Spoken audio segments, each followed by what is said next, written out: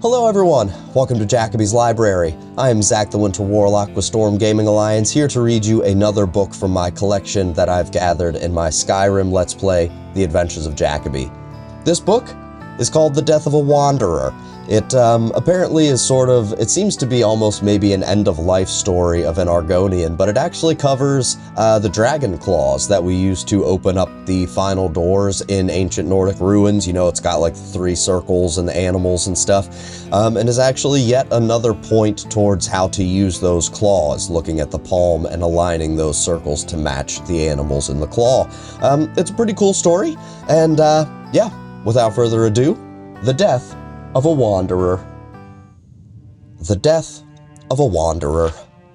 The last time I saw the old Argonian, I was taken by how alive he seemed, even though he was in the throes of death. The secret, he said, of staying alive is not in running away, but swimming directly at danger. Catches it off guard. Is that how you managed to find this claw? I asked, brandishing the small carving as if it was a weapon. I had found it among his possessions, which I was helping him to divvy amongst his beneficiaries. Should it also go to your cousin, who dives from below? At this, his mouth widened, exposing his fangs. If I hadn't known him as long as I had, I would think he was snarling, but I knew that to be a smile. He croaked a few times to attempt laughter, but ended up wheezing and coughing, his rancid blood spraying across the bed sheets. Do you know what that is? He asked between coughing fits. I've heard stories, I answered, the same as you. Looks like one of the claws for opening the ceiling doors in the ancient crypts. I've never seen one myself before. Then you know I would only wish that thing upon a mortal enemy. Giving it to my cousin would just be encouraging him to run into one of those barrows and get split by a Draugr blade. So you want me to have it then? I joked. Where did you even get this? My kind can find things that your people assumed were gone. Drop something to the bottom of a lake, and a Nord will never see it again. Amazing what you can find along the bottoms. He was staring at the ceiling now, and by the way his fogged eyes darted around, I could tell he was seeing his memories instead of the cracked stone above us. Did you ever try to use it? I whispered to him, hoping he could hear me through his fog. Of course, he snapped, suddenly lucid, his eyes widened and fixed on me.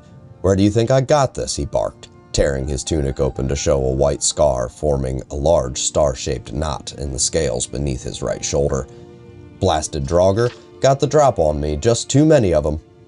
I felt awful, since I knew how much he hated talking about the battles he had been in. To him, it was enough that he had survived, and any stories would amount to boasting. We both sat quietly for several minutes, his labored breathing the only sound. He was the one to break the silence. You know what always bothered me? He asked. Why they even bothered with the symbols. The what? The symbols, you fool. Look at the claw. I turned it over in my hand. Sure enough, etched into the face were 3 animals, a bear, an owl, and some kind of insect. What do the symbols mean, dear Kaza? The ceiling doors. It's not enough to just have the claw. They're made of massive stone wheels that must align with the claw's symbol before they open. It's a sort of lock, I suppose, but I didn't know why they bothered with them. If you had the claw, you also had the symbols to open the door. So why? He was broken up by a coughing fit. It was the most I had heard him speak in months, but I could tell how much of a struggle it was. I knew his mind, though, and helped the thought along. Why even have a combination if you're going to write it on the key? Exactly. But as I lay, bleeding on that floor, I figured it out. The Draugr are relentless, but far from clever. Once I was downed, they continued shuffling about, to no aim, no direction, bumping against one another, the walls.